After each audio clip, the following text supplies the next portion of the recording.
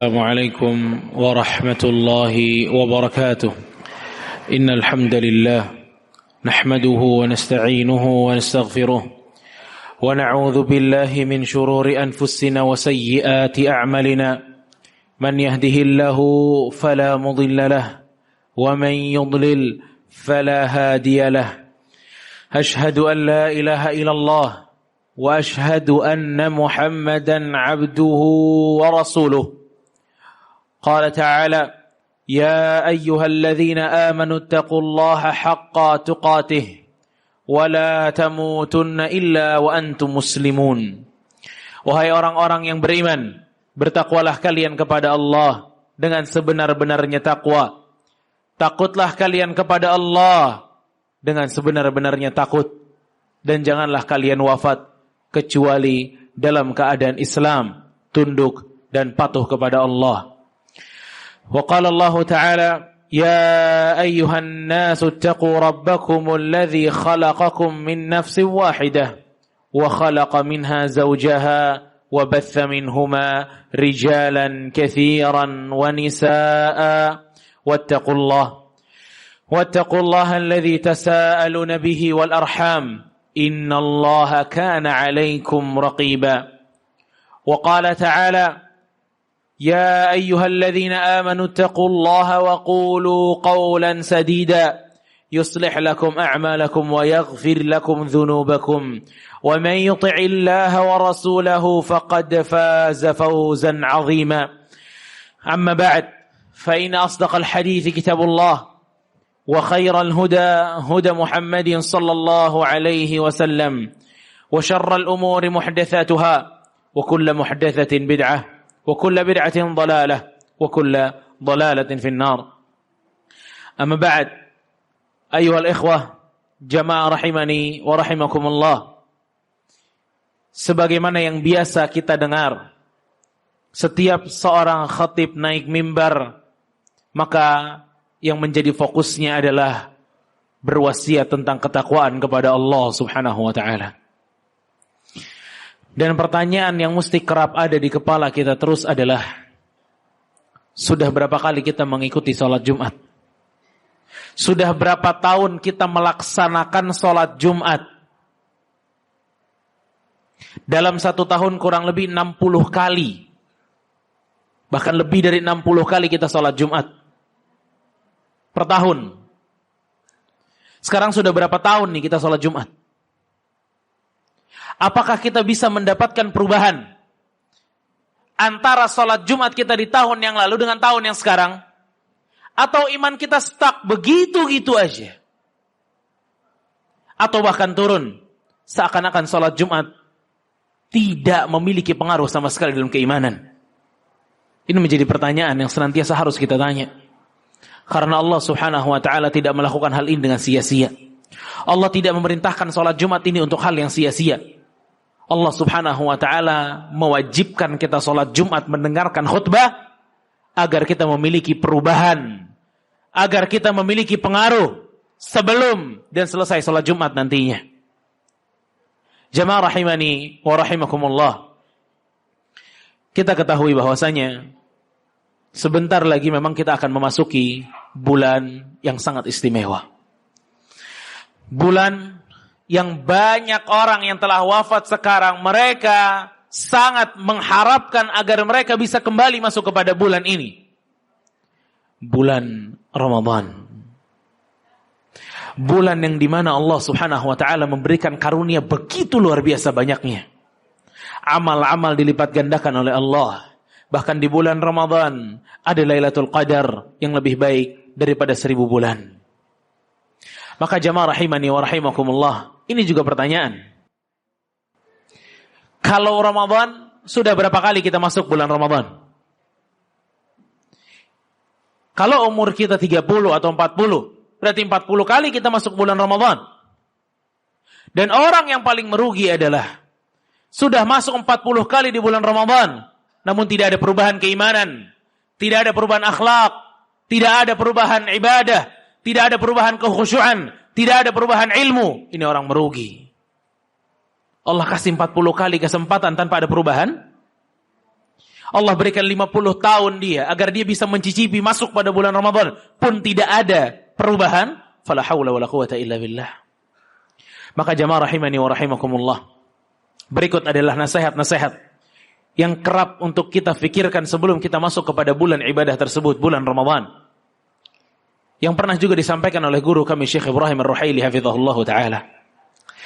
Yang pertama adalah setiap dari kita wajib mengingat dan mengetahui serta merasakan bahwa Allah subhanahu wa ta'ala maha kaya dan kita fuqara, miskin dan butuh kepada Allah subhanahu wa ta'ala.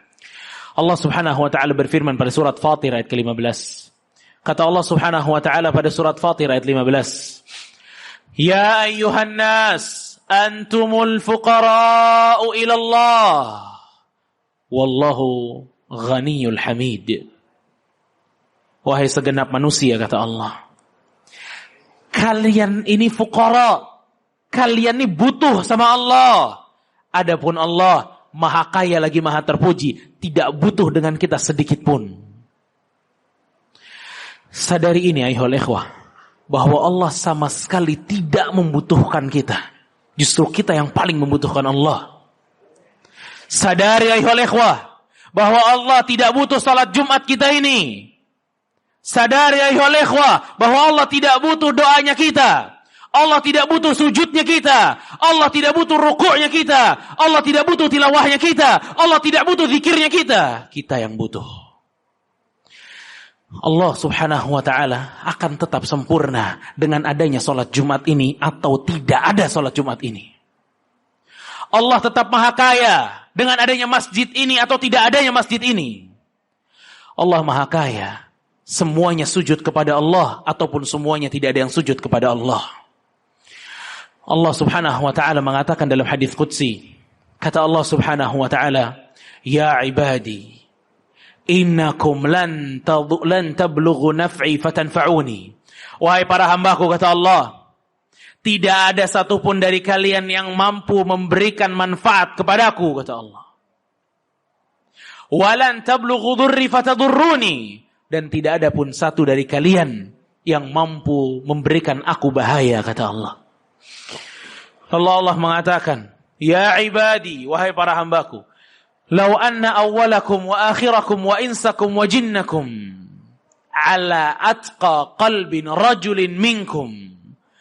Kata Allah, jika dikumpulkan jumlah manusia yang pertama hingga manusia yang terakhir, jin yang pertama hingga jin yang terakhir, semuanya memiliki hati yang sama, hati yang begitu tunduk patuh senantiasa beribadah kepada Allah seluruhnya. Sejumlah itu mereka semuanya beribadah kepada Allah.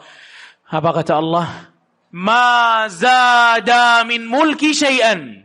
Tidak sama sekali menambah kerajaanku, kata Allah. Tidak sama sekali menambah kesempurnaanku, kata Allah. Tidak sama sekali menambah kehebatanku, kata Allah. Ya ibadi, lau anna awwalakum wa akhirakum wa insakum wa jinnakum kanu ala afjaril qalbin rajulin minkum.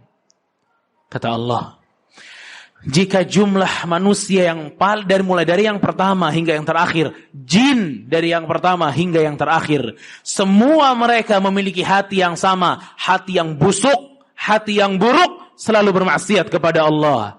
Apa kata Allah? Ma naqasa min mulki syai'an. Tidak mengurangi kesempurnaanku sedikit pun, kata Allah. Sedikit pun. Ayyuhal ikhwah. Satu Jakarta tidak ada yang sholat, tidak terjadi perubahan apapun di sisi Allah. Satu Jakarta sholat semua, tidak terjadi perubahan apapun di sisi Allah. Satu Indonesia doa semua, tidak menambah kesempurnaan Allah. Satu Indonesia tidak ada yang doa, tidak mengurangi kesempurnaan Allah. Wallahu ghaniyul hamid. Allah maha kaya, tidak ada butuh sedikit pun kepada kita, ayuhal ikhwah. Bahkan Allah subhanahu wa ta'ala mengatakan pada surat Al-Ma'idah ayat 54. Kata Allah subhanahu wa ta'ala, ya ayyuhalladzina amanu, man yartadda minkum an dini. Wahai orang-orang yang beriman, siapa yang murtad di antara kalian, keluar dari agama Allah, fasawfa ya'ti Allahu biqaum yuhibbuhum wa yuhibbunah adzillatin 'alal mu'minin 'izzatin 'alal kafirin yujahiduna fi sabilillahi wa la yakhafuna lawmata la'im. Kata Allah, siapa yang mau murtad dari kalian, wahai orang-orang yang beriman, silahkan murtad, kata Allah. Silahkan murtad, kata Allah. Murtad saja dipersilahkan oleh Allah. Bagaimana yang lain? Meninggalkan salat, meninggalkan puasa, silahkan, kata Allah. Mudah bagi Allah. Tinggal Allah mengganti kalian dengan kaum yang lebih baik daripada kalian. Yang Allah mencintai mereka, mereka pun mencintai Allah. Yang mereka lembut terhadap orang-orang yang beriman, namun keras terhadap orang-orang kafir. Mereka berjihad di jalan Allah. Mereka tidak takut celaan orang lain. Lihat. Mudah bagi Allah. Kalau kita tidak mau beribadah, Allah tinggal ganti kita dengan yang lain. Kalau kita tidak ingin merawat hidayah kita, mudah bagi Allah mencabut hidayah dari diri kita dan diberikan kepada orang lain. Ayuhal ikhwah. Dengan ketidakbutuhannya Allah kepada kita. Namun Allah menjadi satu hal yang sangat menyayangi kita. Bahkan Rasulullah SAW sampai mengatakan, Allah lebih menyayangi kalian dibanding ibu kalian sendiri, kata Rasul. Walaupun Allah gak butuh dengan kita. Allah lebih bahagia dibanding seseorang yang sedang melakukan perjalanan, kemudian untanya yang di atasnya itu ada makanan dan minumnya, kemudian untanya hilang di padang pasir. Orang ini hampir-hampir putus asa, kemudian menemukan kembali untanya yang datang, untanya yang sempat hilang. Maka saking bahagianya, orang tersebut pun salah ucap, mengatakan, Allahumma ana rabbuk wa anta abdi. Ya Allah, akulah Tuhanmu dan engkau adalah hambaku. Akhta' min syiddatil farah. Dia keliru karena saking bahagianya. Kata Allah, Allah lebih bahagia daripada orang tersebut jika melihat ada hambanya yang kembali kepada Allah. Allahu Akbar. Tidakkah kenyataan ini menjadikan kita tambah cinta kepada Allah? Bahwa Allah subhanahu wa ta'ala tidak butuh kepada kita, namun kitalah yang membutuhkan Allah. Yang kedua, ya ikhwah, harus kita ketahui dan sadari bahwasanya hak Allah begitu besar. Hak Allah begitu agung. Tidak ada yang mengalahkan haknya Allah subhanahu wa ta'ala. Walaupun kita beribadah kepada Allah ratusan tahun, niscaya hak Allah tidak pernah tertunaikan dengan sempurna oleh kita sama sekali. Allah subhanahu wa ta'ala pernah bersabda atau pernah berfirman di dalam surat Ali Imran yang tadi kita dengar di muqaddimah. Ya ayyuhalladzina amanu taqullaha haqqa tuqatih. Wahai orang-orang yang beriman, bertakwalah kalian kepada Allah dengan sebenar-benarnya takwa. Sebenar-benarnya takwa, setotalitas takwa. Sampai-sampai para sahabat luka jidat mereka karena ayat ini, karena Allah meminta haqqa tuqatih. Sampai para sahabat kaki-kaki mereka bengkak karena Allah minta haqqa tuqatih. Namun karena Allah subhanahu wa ta'ala melihat bagaimana kesulitannya para manusia untuk haqqa tuqatih, sebenar-benarnya ibadah kepada Allah, Allah subhanahu wa ta'ala menurunkan ayat yang menjadikan ibadah itu jauh lebih nyaman dan lebih mudah untuk dilakukan oleh setiap orang. Yaitu firman Allah pada surat At-Taghabun. Ittaqullah wattaqullah mastata'tum. Bertakwalah kalian kepada Allah semampu kalian, kata Allah. Lihat jemaah. Allah sengaja menurunkan standarnya agar kita bisa beribadah dengan nyaman. Allah sengaja menurunkan standarnya agar kita bisa beribadah semampu kita, tidak melebihi kapasitas diri kita. Itulah Allah Jalla wa'ala. Dengan standar yang awalnya tinggi, kemudian karena rahmatnya Allah turunkan standarnya. Tidakkah kita malu kepada Allah? Tidakkah kita malu kepada Allah? Yang kadang diri ini seakan-akan Allah memiliki hutang sama kita. Ya Allah, saya kan udah sholat, kenapa masih miskin? Ya Allah, saya kan sudah puasa, kenapa masih sakit? Ya Allah, saya sudah sedekah, kenapa masih seret rezekinya? Ya Allah, saya sudah haji, tapi masih begini dan begitu. Seakan-akan ibadah kita ini besar sekali di hadapan Allah. Padahal, sungguh kecil ibadah kita. Apapun yang kita lakukan dari ibadah kita, ayyuhal ikhwah, ketahuilah, itu sudah di bawah standar awalnya Allah Jalla wa'ala. Jadi kalau Allah ingin membalas dan mengganjar pahala kita, mengganjar amal ibadah kita, tidak lain tidak bukan itu karunia dari Allah. Itu kemurahan hati Allah Jalla wa'ala. Dikisahkan bahwasanya ada seorang dari kalangan Bani Israel yang beribadah ratusan tahun kepada Allah Jalla wa'ala. Tidak ada kegiatan lain kecuali beribadah kepada Allah Jalla wa'ala. Kemudian saat dia mati, dia dimasukkan surga kepada Allah. Lalu ditanya, mengapa engkau bisa masuk surga? Orang ini mengatakan, bi'amali, karena amalku, karena zikirku, karena puasaku. Allah subhanahu wa ta'ala mengambil satu bola matanya.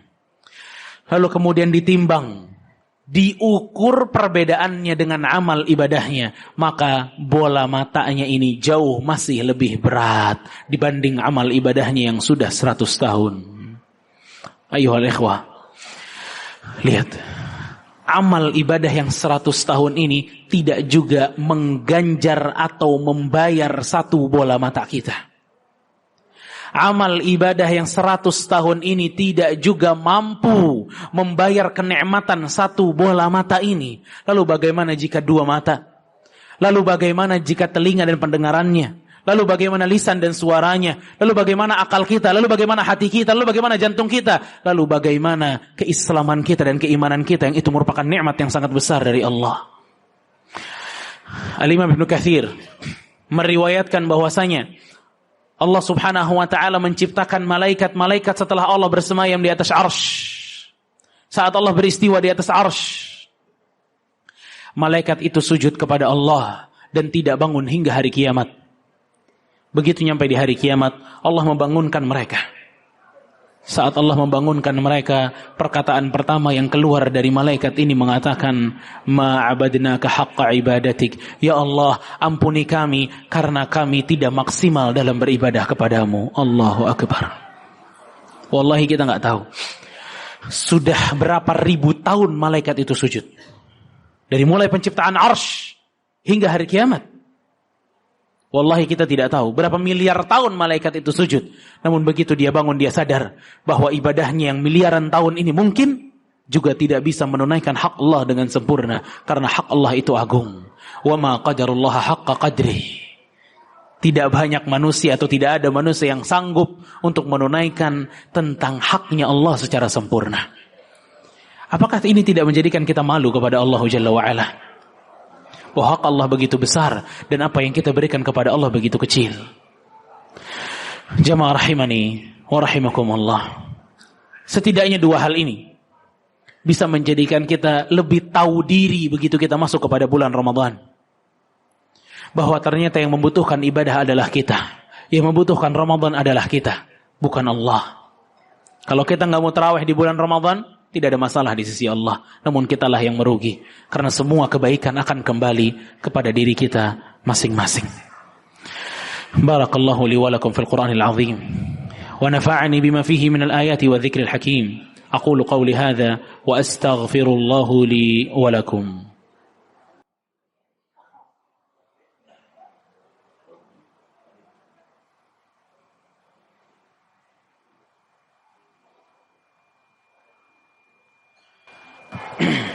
الحمد لله العزيز الغفار الواحد القهار والصلاة والسلام على نبينا مصطفى المختار وعلى أصحابه الأخيار وآله الأبرار أما بعد جماعة رحمني ورحمكم الله.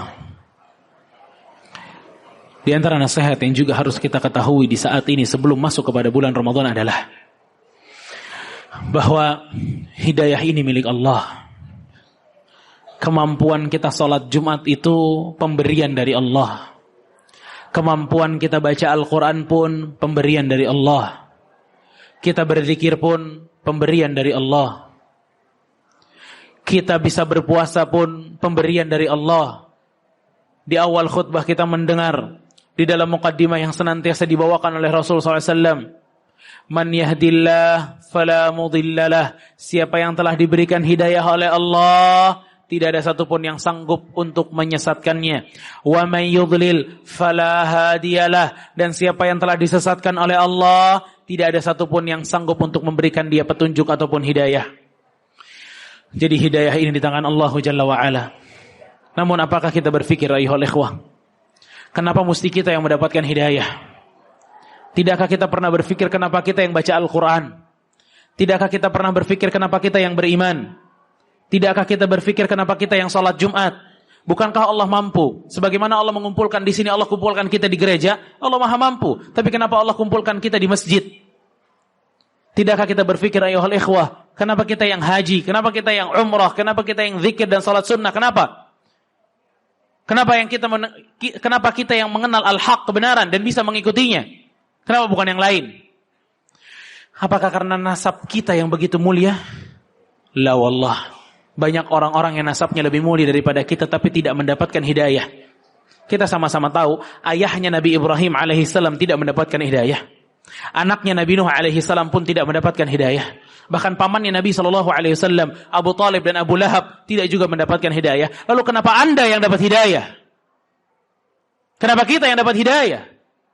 Apakah karena kita duitnya paling banyak, hartanya paling banyak, jadi hidayah lebih mudah? Qarun lebih kaya daripada kita dan tidak mendapatkan hidayah. Apakah karena jabatan-jabatan yang tinggi, makanya Allah mudah memberikan kita hidayah? La, Fir'aun jauh lebih tinggi daripada kita. Dia raja, tapi tidak mendapatkan hidayah. Kenapa banyak orang-orang di waktu itu tidak mendapatkan hidayah, padahal mereka bertetanggaan dengan Rasul SAW, sedangkan kita jauh dari Rasul SAW? Kenapa kita yang mendapatkan hidayah? Apakah kita tidak berpikir ini? Apa modal kita hingga Allah memilih kita mendapatkan hidayah? Apa modal kita? Apa kehebatan kita? Tidak lain, tidak bukan. Ini murni karunia dari Rabbul Alamin. Ini pemberian cuma-cuma dari Allah Jalla wa'ala.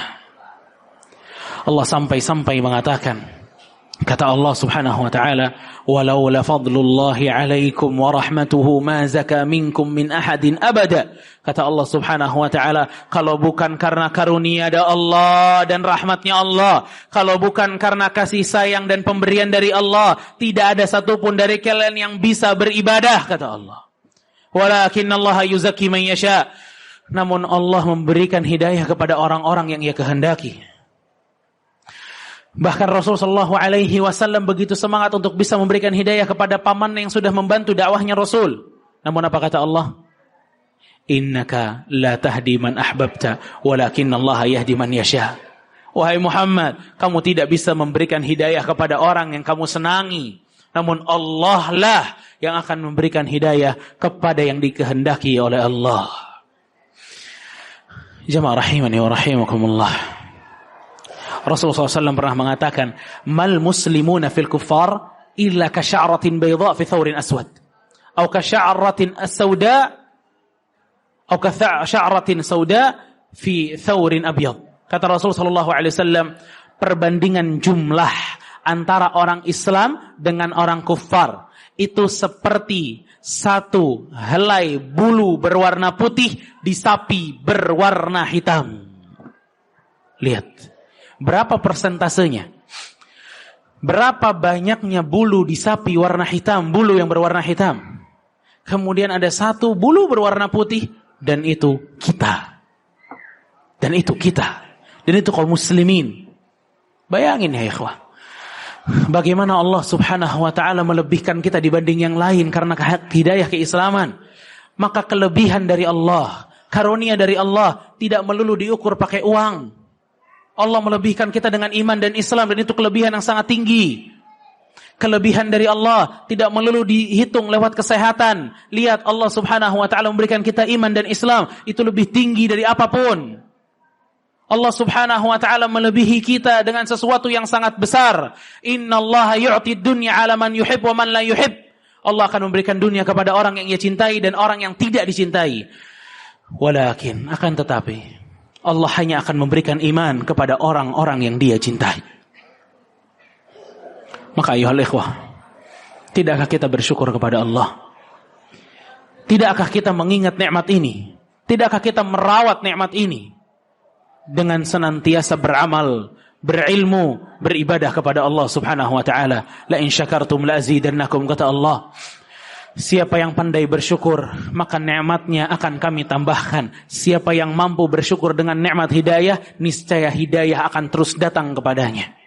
Maka jamaah rahimani wa rahimakumullah, inilah yang kita butuhkan untuk sekiranya kita masuk kepada bulan Ramadan, agar kita bisa lebih kokoh dan kuat dan lebih hebat dalam ibadah saat nanti kita memasuki bulan Ramadan. Ayuhal ikhwatal kiram, a'azakumullah. Allah Subhanahu wa ta'ala berfirman, "Innallaha wa malaikatahu yusalluna 'alan nabi, ya ayyuhalladzina amanu sallu 'alaihi wa sallimu taslima." Wa qala sallallahu 'alaihi wasallam, "Man shalla 'alayya salatan wahidah, sallallahu 'alaiha biha ashra, fa usalli wa usallim 'ala sayyidina wa habibina wa maulana Muhammad ibn Abdullah wa 'ala alihi wa sahbihi ajma'in." Allahumma ighfir lil muslimina wal muslimat wal mu'minina wal mu'minat al ahya'i minhum wal amwat إنك قريب مجيب الدعوات يا قاضي الحاجات. اللهم أعز الإسلام والمسلمين، اللهم أعز الإسلام والمسلمين، اللهم أعز الإسلام والمسلمين يا أرحم الراحمين يا ذا الجلال والإكرام. يا مقلب القلوب ثبت قلبي على دينك، يا مقلب القلوب ثبت قلوبنا على دينك، يا مقلب القلوب ثبت قلوبنا على دينك. ربنا ظلمنا أنفسنا وإن لم تغفر لنا وترحمنا لنكونن من الخاسرين. اللهم إنا نسألك الهدى والتقى والعفاف والغنى يا حي يا قيوم برحمتك نستغيث. أصلح لي شأن كله ولا تكلنا إلى أنفسنا طرفة عين يا حي يا قيوم برحمتك نستغيث. أصلح لنا شأننا كله ولا تكلنا إلى أنفسنا طرفة عين. اللهم بارك لنا في شعبان وبلغنا رمضان، اللهم بارك لنا في شعبان وبالغنا رمضان، اللهم بارك لنا في شعبان وبلغنا رمضان يا ذا الجلال والإكرام. ربنا آتنا في الدنيا حسنة وفي الآخرة حسنة وقنا عذاب النار. وصلى الله على نبينا محمد وعلى آله وصحبه أجمعين، وآخر دعوانا عن الحمد لله رب العالمين.